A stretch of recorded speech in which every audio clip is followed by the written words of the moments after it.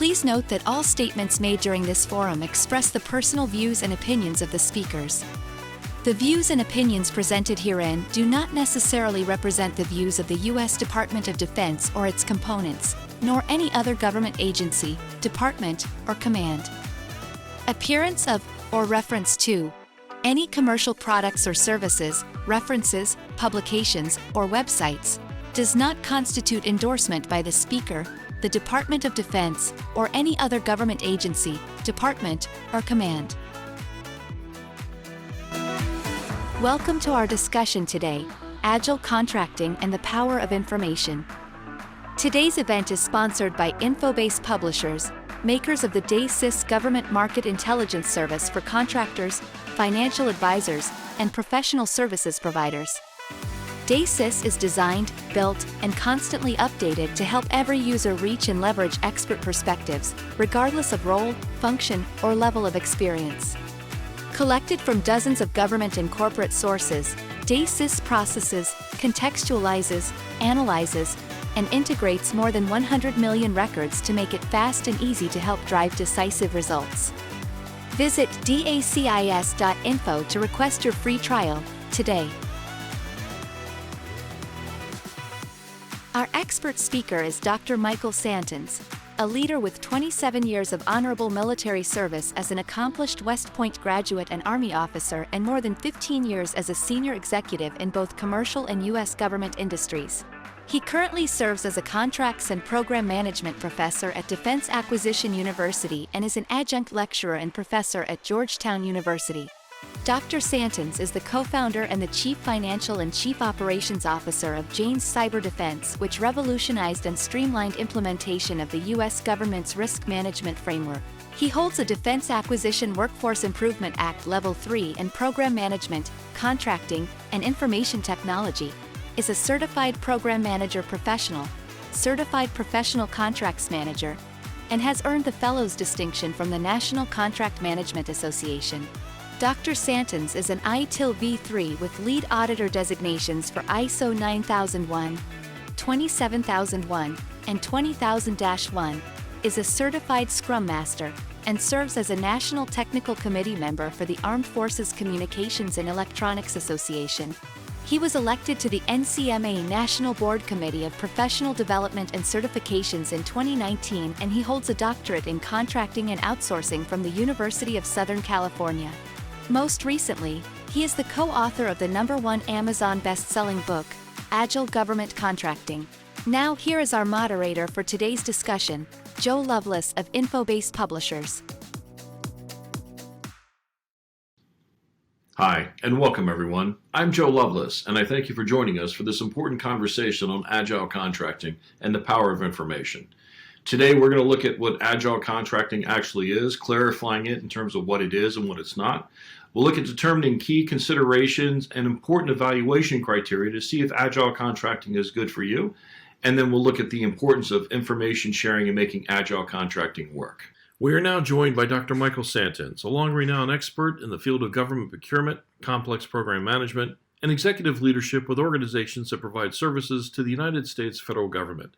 Aside from being a best-selling author, he was also just honored with the Outstanding Faculty Award from Georgetown University's Masters in Technology Management program.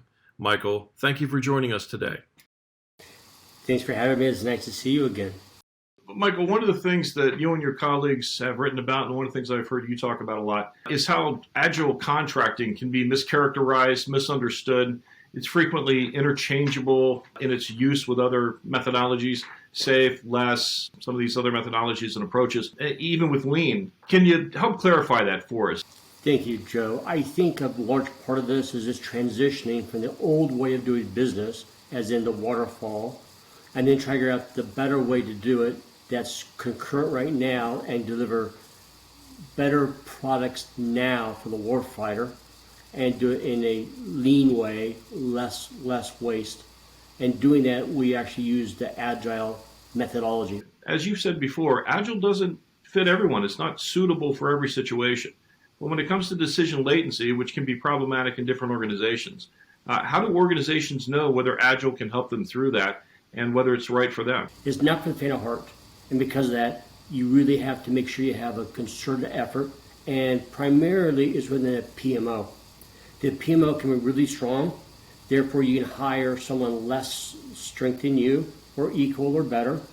But if your PMO is weak, you need to have someone that's strong, has done it before, to help you guide through the maze. One of the big things that I got from reading, again, congratulations on the best-selling book on Amazon, but one of the things that I got from that was the criticality of understanding the cost of decision latency.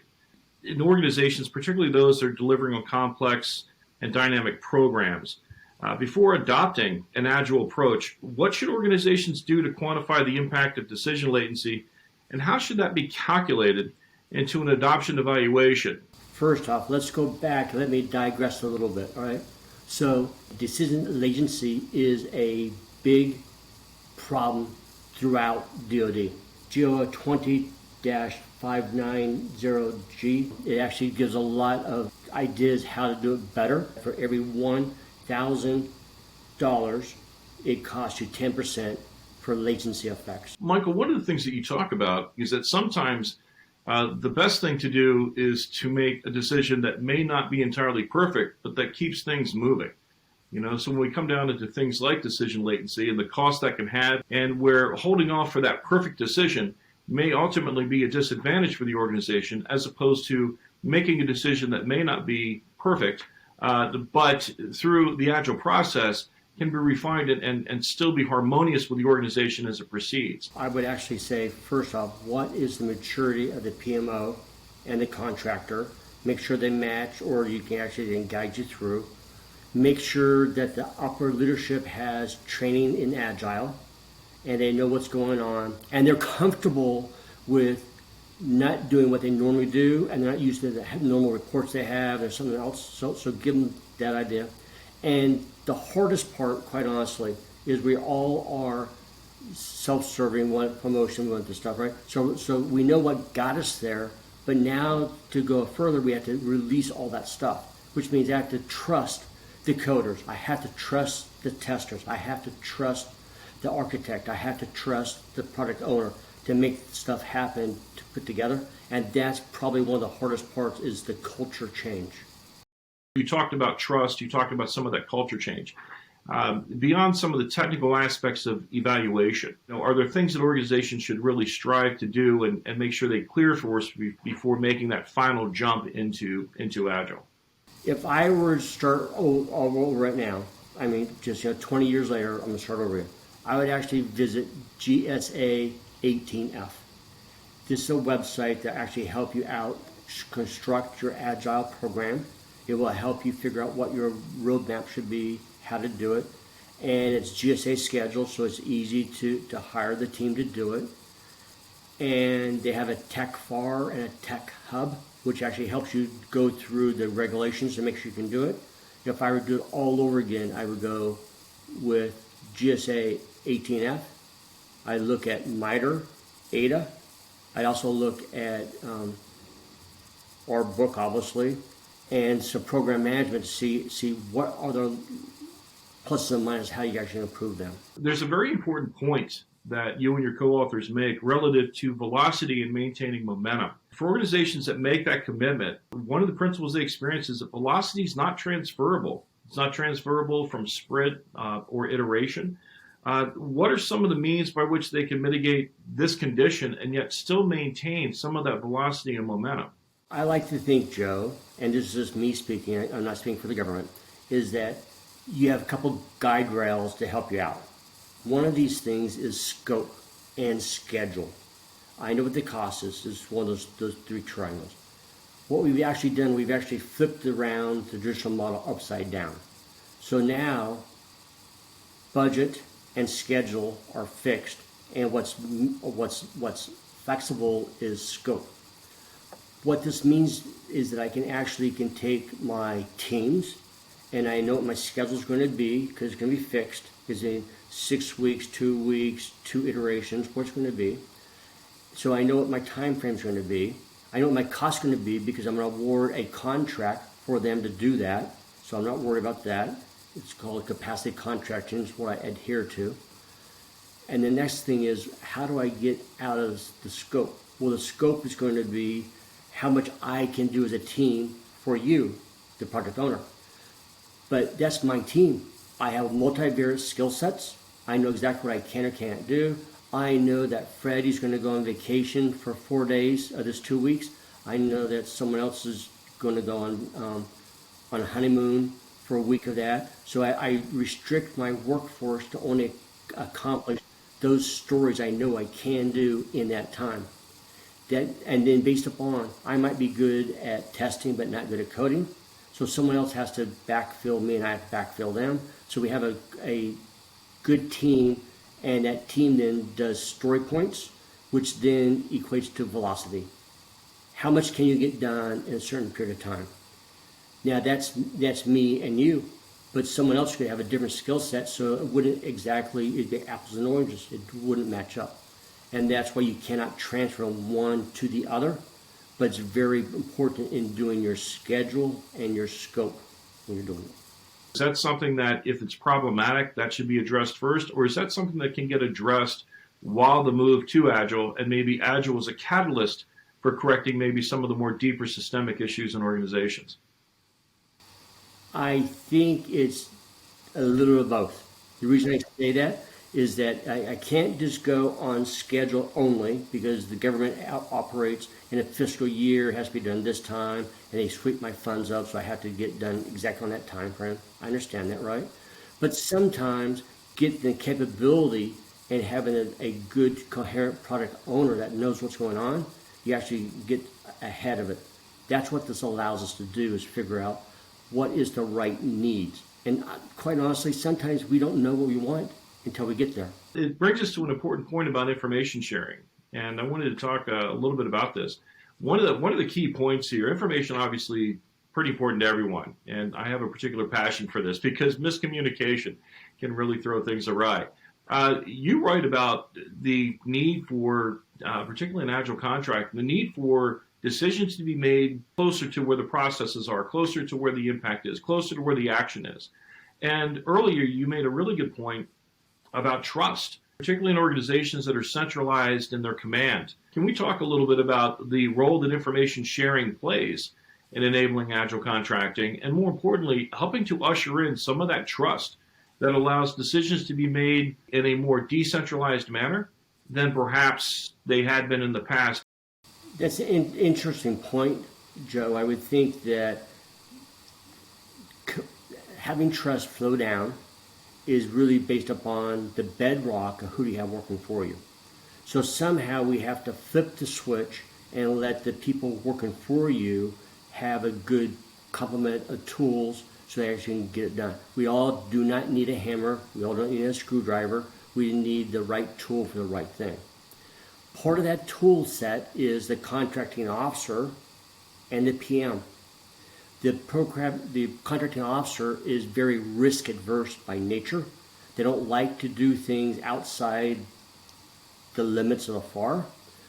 But what people don't realize is that FAR 1.102 Delta actually says if it's not against the laws, rules, regulations, statutes, then I can do it as long as it's within the reasonable business person concept.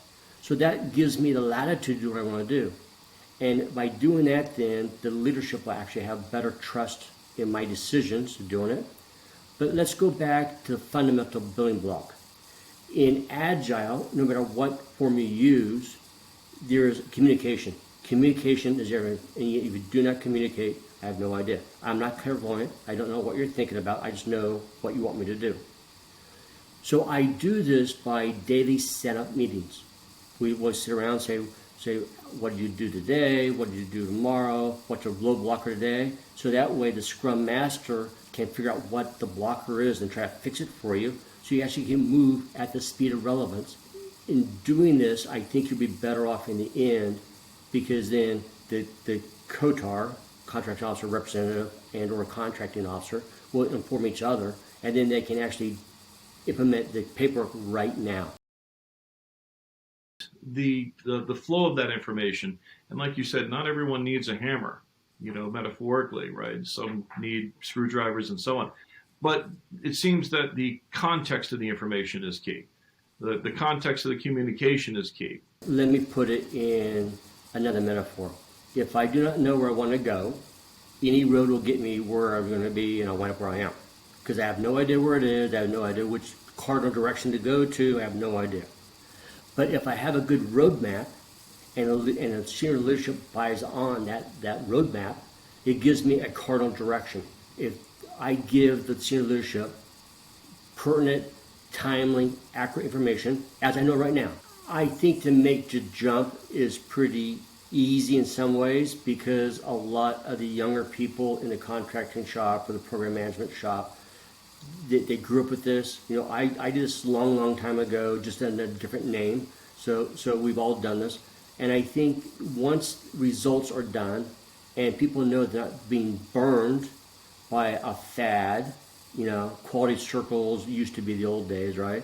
Then I think they'll be okay. Because as long as they're willing to put their rank or their status behind them, then the team can be empowered. Probably what's a lot of people struggle with is self-organizing teams. What does that mean? What's self-organizing team? I mean, if I do nothing, they're just going to do it and magically happen? Well, no. It's because they know what the owner's vision is, what the roadmap is, what they want to do, and they say, I am really good at doing this type of coding, but I need someone else with Python, or I need someone else C++, to help me out doing this right here. So it's trying to actually share and make things work for you that I think you'll find the biggest significance. Because I am pretty reasonable, but if I have a lot of people in the room, we have a more reasonable and a better solution set, because many heads are better than one. It's interesting. You remind me of the idiom. I was once told that jumping was the easy part. It was hitting the water correctly. That was the harder part, And it seems like Agile maps that. It's Agile contracting, the blocking and tackling, the structure, the doctrine, and so on is one thing. The communication, the contextualized information, all of these things come into play in being able to make that work once you've jumped. And it also sounds like there's a certain element of resiliency from some of your comments in terms of how organizations can be in a better position to mitigate risk and, as things happen. So let's make it better. And thanks for giving me the opportunity to do this. Thank you very much. And for InfoBase for this opportunity. Thank you. No worries. Thank you, Michael. And congratulations again on the best-selling book. Looking forward to seeing more of that work, and I'm sure we'll talk with you again soon. Okay, thank you. We hope today's event has been informative and helpful. The book Agile Government Contracting is available on Amazon.com and wherever fine books are sold. Also, be sure to request your free DECISIVE trial at decis.info. Thank you for attending today's decisive discussion.